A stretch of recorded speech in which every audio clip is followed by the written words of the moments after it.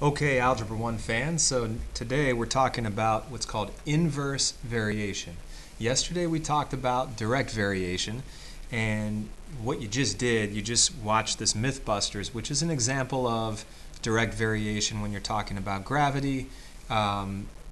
Gravity is directly proportional to what your weight would be in that situation. So here we go. Let's talk about direct and inverse variation as a comparison.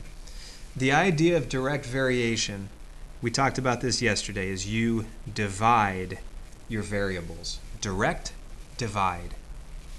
The equation, you divide the variables, y divided by x, and that gives you some constant that we call k. Now, this k is actually like slope. That's like m. If you were going to take this equation and solve it to get it into y equals, this is y divided by x. How would you undo this division? What you would do is multiply by x. And what that leads to is the other way you could write the equation, y equals k times x, which is the same as y equals mx plus b, except the b is 0. Now what it looks like when you graph it, and this is the other thing we talked about yesterday, when you graph a direct variation, it has to go through the origin. It has to go through 0, 0. Y equals mx plus b. Y equals mx plus b, where the b is 0. That's a direct variation. So direct, we are dividing the variables. That's how you set it up. Now inverse, as you may have guessed, you actually multiply your variables. So the equation for an inverse variation is x times y gives you the constant k. Direct variation, you do y divided by x to get k. Here you do x times y to get the constant. Now, if we were to take this equation and if we move the x to the other side, now this is x times y. So to undo that, we would divide by x and we would get y equals k divided by x. Now we haven't talked about what this kind of an equation looks like, but I'm going to show you that it's going to give you this kind of curve shape. If we draw an x and a y axis, this is not a line. An inverse variation is going to have this kind of curve shape. Now if we're reading this, notice that as your x values increase, look what happens to the y values. They're going down. This curve is going down. So as x increases, y decreases. Now as x decreases, look at the y value. What's happening to the curve? Now it's going up. Okay, so that would be an inverse variation. Now we're going to look at two examples here. Y equals 2 times x and y equals 2 divided by x. And we have a chart here. We have x's, we have y's. For the x's, let's pick 1, 2, 3, and 4 for the first example. Now to get the y value, substitute the x's, the numbers, in for x. So if x is equal to 1, then the y value is 2 times 1, which is 2. If x is 2, this would be 2 times 2, which is 4. 2 times 3 is 6. 2 times 4 is 8. And actually, let's throw one more in here. How about 0? 2 times 0 is 0. Now, how do I know that that's a direct variation? Well, I can look at the equation and say it's a direct variation.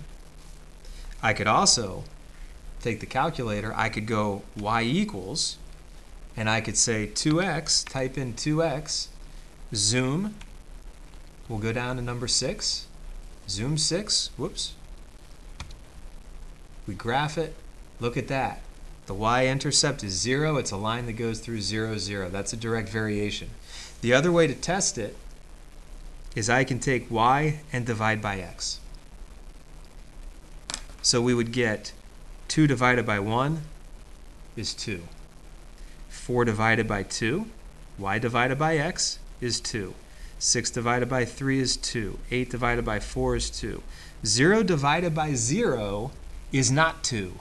0 divided by 0 is undefined. You can't divide by 0. And let me come back here for a second and show you. 0 divided by 0 is, it says error divide by 0. Okay, so the way you know that this is a direct variation is if you divide the variables and you get the same value every time, the same constant, and we do. So we would say that k equals 2. That's the constant. And so the equation, that's like your slope. You could say y divided by x equals 2, but then to get it into y equals mx plus b, multiply both sides by x, and we get y equals 2x. That's the equation, y equals 2x. Okay, now, for the inverse variation, well, the way that you would test it, let's pick some values for x. 1, 2, 3, 4. Now, to get the y value, you'd have to plug in the number, each number for x. So we would do 2 divided by 1. That would be the first x value, and you get 2. Then you would do 2 divided by 2, which is 1, excuse me. 2 divided by 3 is 0.6 repeating. I'm going to keep that as a fraction, 2/3.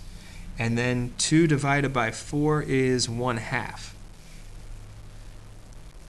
Now to test that this is an inverse variation, we do x times y. X times y. Okay, so I'm going to take the calculator here. So if the x value is 1, the y value is 2. 1 times 2 equals 2. The next one, 2 times 1. 2 times 1 equals 2. How about 3 times 2/3? 3 times 2/3 equals 2. How about 4 times 1/2? 4 times 1/2 equals 2. So when you multiply x times y, you get 2 every time. So what does that tell us? The constant of variation is 2. Now the equation, we start it with x times y. Inverse is multiply. X times y equals 2. To solve that for x, to solve it for y, we're going to divide by x. And what we get is y equals 2 divided by x. That would be the equation for the inverse variation. Okay, so direct variation, you divide the variables. Inverse, you multiply the variables. So direct variation, coming back here, is y divided by x equals 2. But inverse variation, x times y is equal to 2. And then you solve it, and it looks a little bit different. All right, now let's go ahead and flip that onto the next side. Flip it onto the back, and we've got some examples.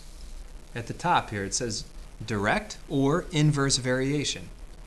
Determine if the following tables represent direct or inverse variations.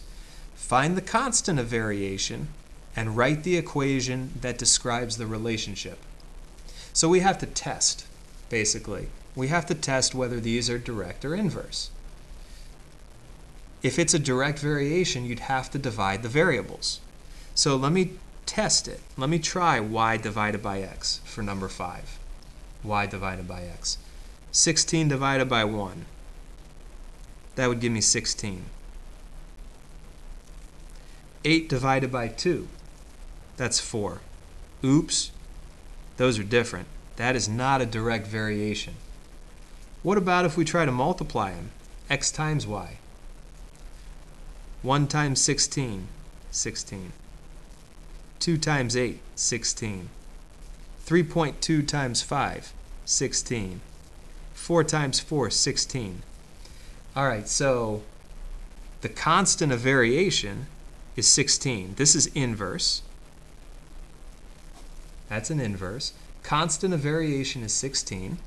And the equation is x times y equals 16. That's the equation. But let's move the x. Let's divide by x, divide by x. So the equation is y equals 16 over x. So what we've got here, it's an inverse variation.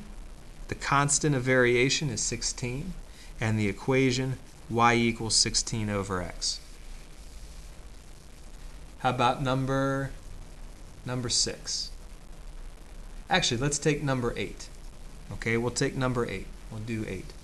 So we've got x's and we've got y's. Now one thing, when you look at this, do you see 0, 0 for xy? When I see 0, 0, I automatically start thinking, uh-oh, this could be a direct variation. So let me test that first. Let's do y divided by x. And what I'll do, let's write the answers over here on the side. So we've got the y is 4 and the x is negative 2. 4 divided by negative 2. I could do this on the calculator. Okay, let me move over here. 4 divided by negative 2. So that's negative 2.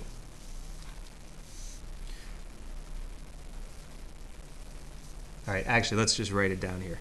So there's negative 2. Negative 4 divided by 2 is also negative 2.